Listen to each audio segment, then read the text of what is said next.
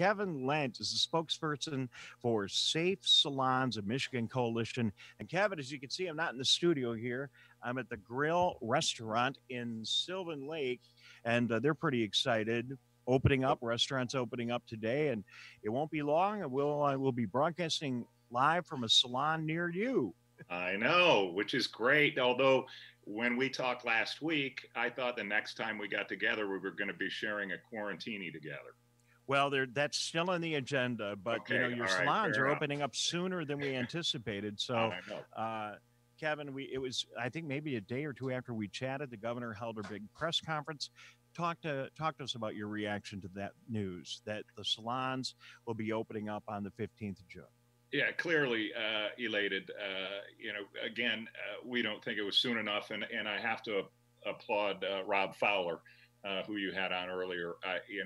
So many wonderful points that he made, so many great things that you all talked about, and the importance of a lot of this government help to businesses, and the real question mark is really yet to come on a lot of businesses, whether it be in the state of Michigan or otherwise, how they're going to fare through all this. The PPP and the EIDL, which he mentioned, certainly went a long way, but for most of our smaller independently owned and operated salon owners, the smaller ones, the micro salons, the one share, the independent contractor, their resources, their assistance or aid resources sorely and extremely limited. And so we're elated. Again, we don't think it was soon enough, but rear view mirror is what it is. It's the rear view mirror, and that's all we can look into now.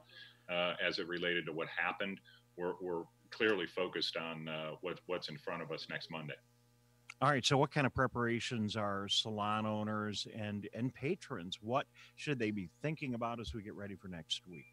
Yeah, so there's a variety of guidelines, and we're really proud that it appears as though with maybe we get an update from Laura later today, but it appears as though the kind of the back to work protocols were adopted without change that we put forth to the governor's office through Laura on May 21st. So you'll be seeing mask requirements, a lot of things you and Rob talked about, right, in terms of the practical nature of mitigating the spread of this virus. So masks, social distancing, and clearly not social distancing between the client and the salon professional, but social distancing between clients, within a salon.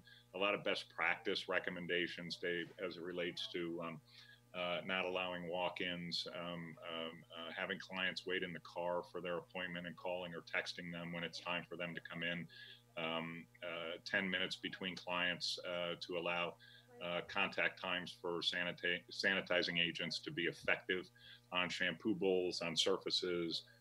So a myriad of protocols. You'll see hand sanitizing stations in salons, outside of washrooms, et cetera. So, pretty much what Rob said, a lot of businesses have been saying for several weeks, if not longer.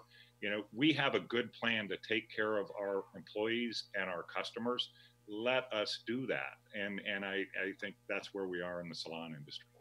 All right. Well, good luck with the opening next week. We couldn't have been more thrilled, and we don't want to take a lot of your time today, but it's great news.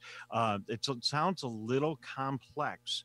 Just to make it easy for people who are going to be going to their salons, I assume we're gonna mask up when we go, and yes. and we'll wear a mask unless for some reason you're getting some kind of a facial treatment or something where you have to remove the mask. I assume if I go to get my hair cut next Monday, I should walk in with a mask, right? You should have a mask. Yes, it's going to be required. It's going to be required of you and your professional.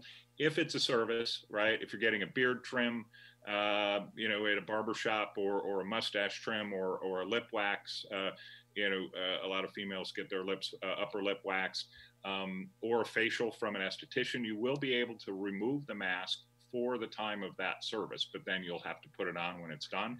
And upon the removal, the stylist or the salon professional will add an extra layer of protection to him or herself by donning a face shield or goggles, to really kind of help mitigate the potential impact to them. Kevin Lent, spokesperson for Safe Salons of Michigan Coalition. Well, you clearly have covered every detail. So I think so. I appreciate it. Good luck with all of it. I did hear an account on the radio on the way in today. I can't recall who it was, but the news organization was reporting that it's been, I don't know, 16, 17 days since the floods in Midland. And a lot of people were not able to safe distance through that disaster. People were immediately displaced. They were in disaster shelters.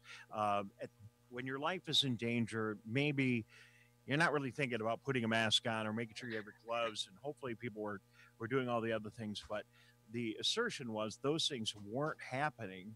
And we haven't seen any big spike in COVID-19 cases. Now, I'm not in any way encouraging people not to do everything that they should be doing, but maybe it's time that we just let us all roll through this and see how we do. If we could do the very best we can, we gave everybody a couple of months. Now it's on us. Let's see how we do. That's just my thoughts today. I'm with you, Dave.